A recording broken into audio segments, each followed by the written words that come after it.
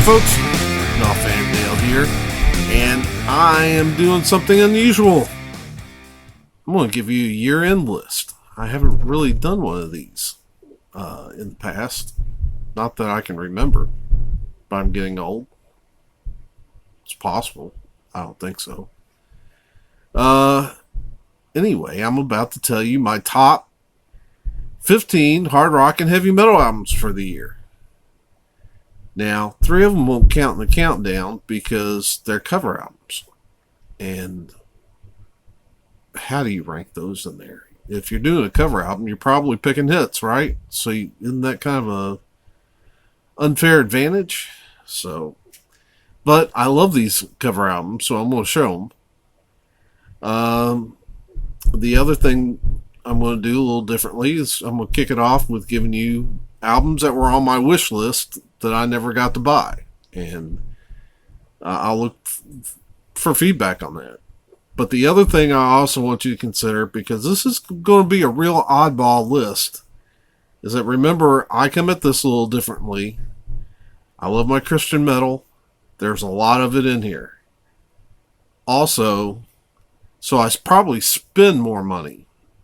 Or I spend my money first in the Christian market and then pick up mainstream albums as I get the opportunity.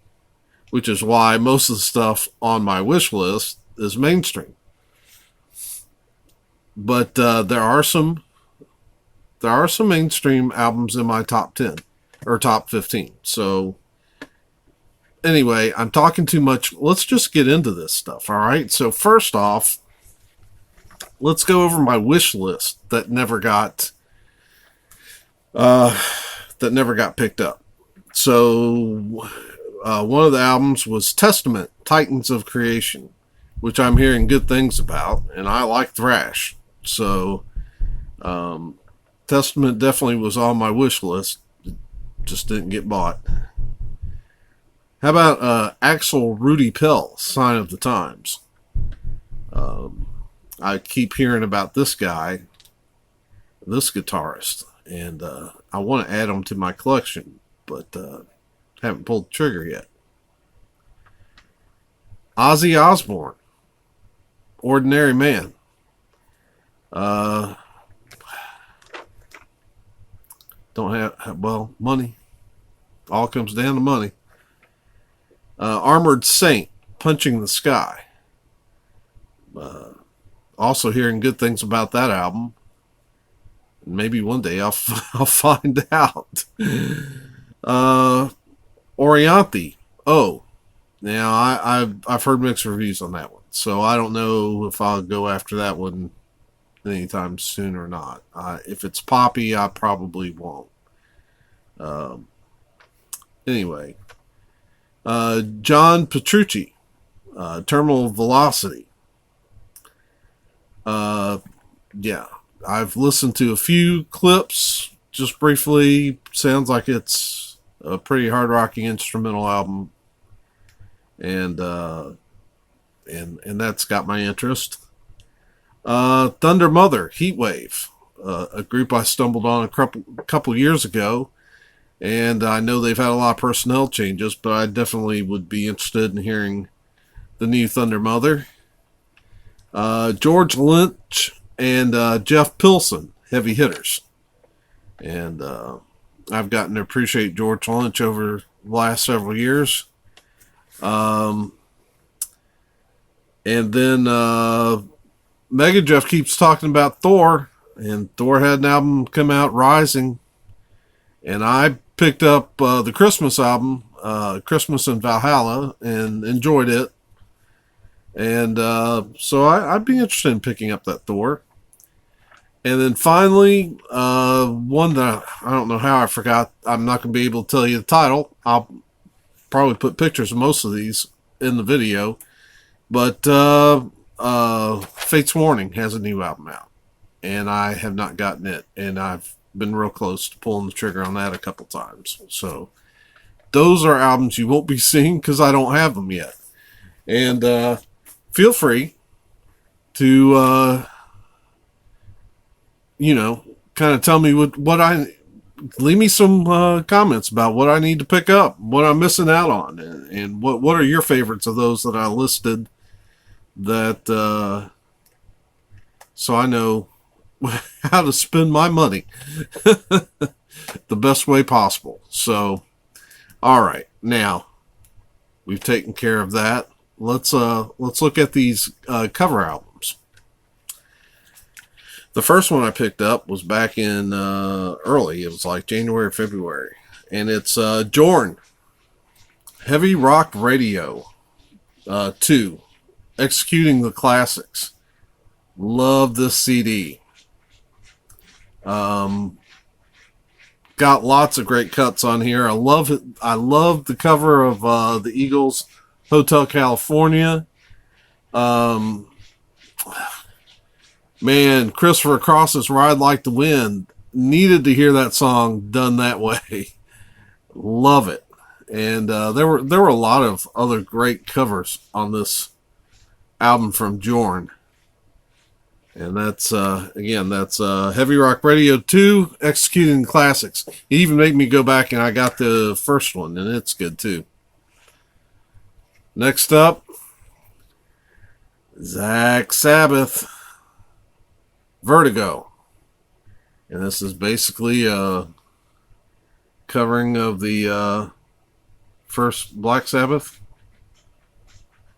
album. And Zakk Wylde. First album I've really gotten by him. This is a great one though. If I could find this on yellow vinyl, I'd pick it up. That's the other thing about this list, is that a lot of this is going to be on CDs because either vinyl wasn't available or it was just so expensive and I didn't know if I was going to like the album or not. Okay, so that's two of the three cover CDs, and have vinyl on the third one, and I love this album so much. Of course, it's my first guitar hero, Ace Frehley, Origins Volume 2. Took a long time to get it. Something about this particular pressing on this kind of ocean blue and seafoam white vinyl that it didn't come out right away. It was delayed, and then when I got mine, it was beat up, so I had to get a hold of E1. And they sent me this copy, which is a lot nicer. I've not done an update video and shown this, so it's your first time seeing it on this channel. But I love that album a lot, and those are the three cover albums. Now to the top 15. Or to my favorite 15. And like I said, this is going to be an oddball list, but it just so happens to be what I've been listening to this year. So be gentle in the comments. What's this idiot listening to? Yeah. All right. All right. So number 15. Hellbender, American Nightmare. This came out on No Life Till Metal, Scott's imprint. This is, and I'm not an expert in metal, but this sounds like straight up thrash to me, and I enjoyed it. I showed this in a contest for Brendan Van D earlier in the year. Very good album, Hellbender, American Nightmare. The next album, you're going to say, who? It is Kings of Dust. And it's a great band. And it's, let's see if Michael Thomas Beck is lead and backing vocals. Ryan McKay, guitar and backing vocals. Jimmy Taft, drums and percussion. But the artist that got my attention was Greg Cason, the bass player formerly of Badlands. Love Greg Cason. I've got another CD of his, solo CD from many years back. Sounds awesome. So I picked this up, and I just checked. It's about $10 on Amazon. AC/DC powered up. Yeah, what can you say? It's AC/DC doing what they do best. At first, when I first heard the lead single, Shot in the Dark, first time I heard it, I didn't think too much about it, but it really caught on with me. I was very excited to get this. I would have picked it up in vinyl if I'd found it for a decent price. But everything's like $35 to $40. Yeah. Really? Really? Yeah. So, number 9. Madrost. This is Charring the Rotting Earth. Again, another No Life Till Metal release. This is progressive thrash.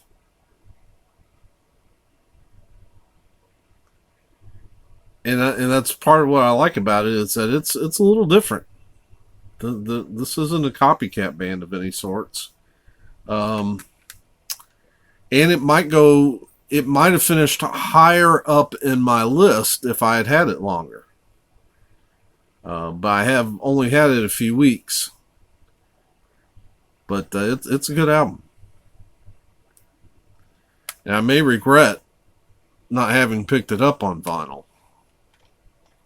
But it's a new band to me. A lot of these are new bands to me. This next one's a new band to me. And this would be number 8. And it is Of Gods and Monsters, Sons of Armageddon. And yeah, wonderful album. Recognize a couple of musicians in the band, Dean Castanovo and Timothy Gaines, who was a bass player for Stryper.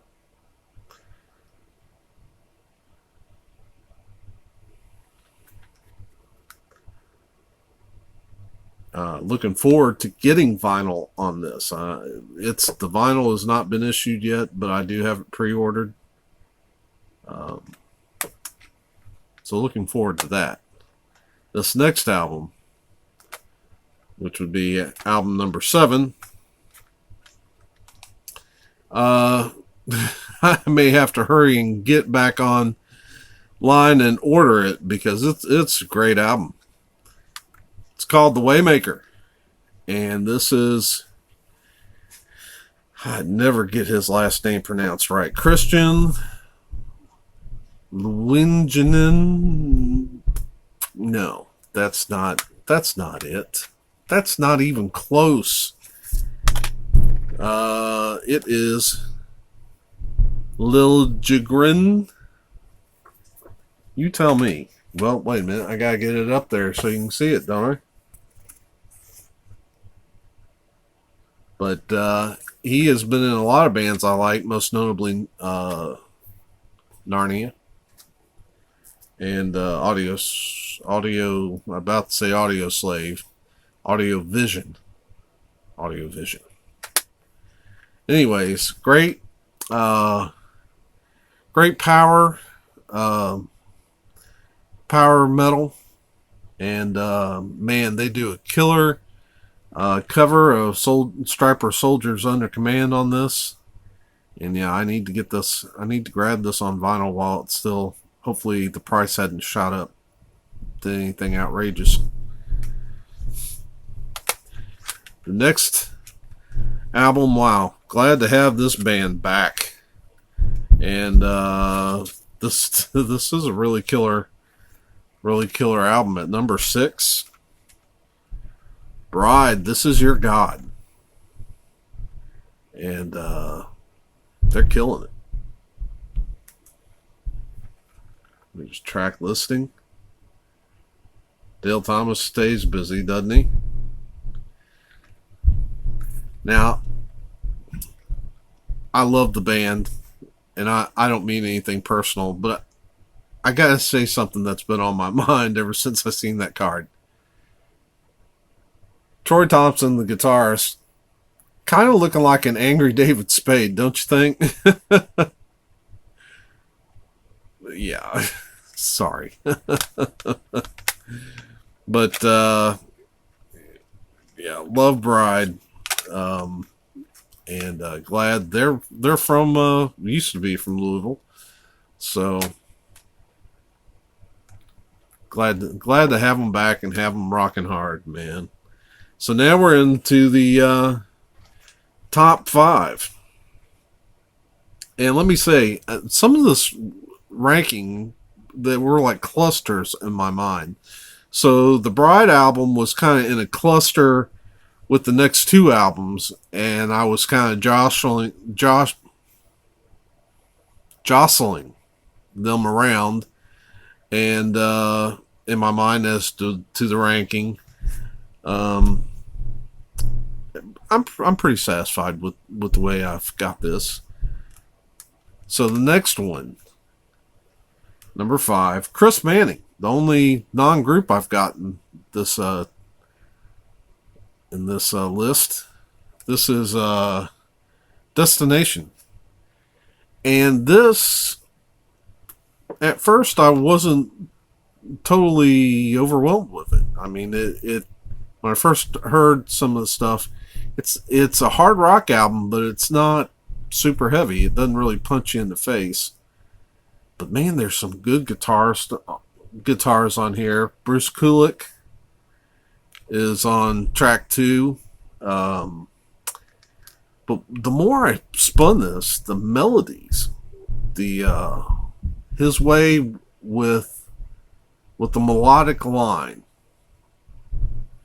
really just kind of stuck with me, and it was like, man, great vocals. That's Chris Manning, and this is Destination. It's on No Life Till Metal. Scott said you'd love this, and if I doubted him, I'm sorry, because this turned out to be a really exceptional CD. All right, now probably the first album that I went after this year. I've got it on CD too, so I'm just gonna move that over. But I got a really good. This is the first one in the top 12 that we're going to see on vinyl, and that's Saint, the Calf. And wow, I love this band. If I had to get that on gold vinyl, and they really exceptional album. Really kicked off the year right. Of course, then the year went down the toilet after that, as far as just life in general. But yeah, a lot has changed since the day I went after. The CD came out first in January, and then the album came out a month or 2 later. And but it was a great way to kick off the year, if the year just hadn't stunk it up after that. Okay, now for the top 3. And this was a kind of a cluster of albums too that got jostled around quite a bit. Considered all 3 for number 1 at one point. And you might be surprised at the order. Of course, this first one you're going to say, who again? First one, Fierce Heart. This is War for the World. And this is a great metal album. Melodic, but I'm telling you, I spun this like crazy when I first got it. I knew I wanted it when it came out because Lead guitarist is Rex Carroll of Whitecross, or formerly of Whitecross. But, yeah. Again, a lot of these don't have the greatest packaging in the world, but the music, wow. I can't recommend this one enough. And I think it's on Amazon too, and I don't think it's more than 10, 11 bucks, something like that. You need to get it. And I don't say that with a lot of great authority because, I'm no expert. But I love this. Love this CD. Kind of showing you some of these I've not shown on this channel before. I'm telling you. This is good stuff. Which brings us to number 2. And might surprise some folks. Can I give you a little hint? You figured it out yet? Got vinyl on this one. Number 2. Striper, Even the Devil Believes. Which ought to tell you something about number 1. Because I think Striper's making their best music of their career. And if you ask me, they're my favorite band. And so if they got beat, who in the world beat them? Because this was a solid album, top to bottom.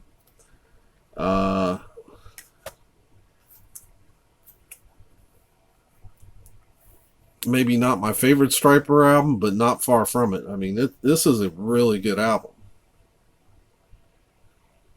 Even the Devil Believes.